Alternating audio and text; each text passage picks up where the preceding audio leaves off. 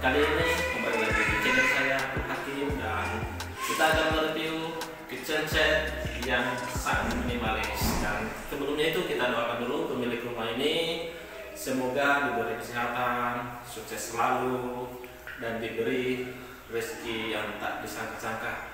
Amin ya rabbal alamin. Baik, kita mulai dulu dari atas. Nah, kita dari sini.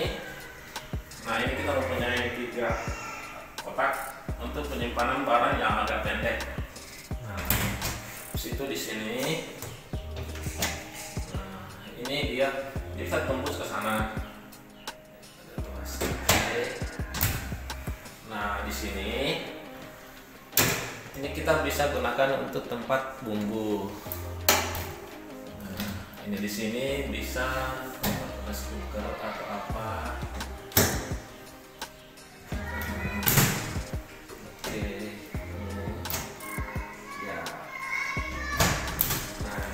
Itu kita turun. Nah, di sini ini bisa di tempat untuk tempat sampah, dan ini caranya untuk membuka. Ini ketika ada air, nah, bisa dipasang kembali. Nah, ini kita bisa tarik. Nah, ini bisa kita tarik, piringnya diisi masuk gelas. Oke, tarik lagi keluar. Iya, nah betul. Nah, di sini ini kita gunakan ini lubang untuk pernapasan untuk gas. Jadi ketika terjadi kebocoran itu bisa tercium baunya.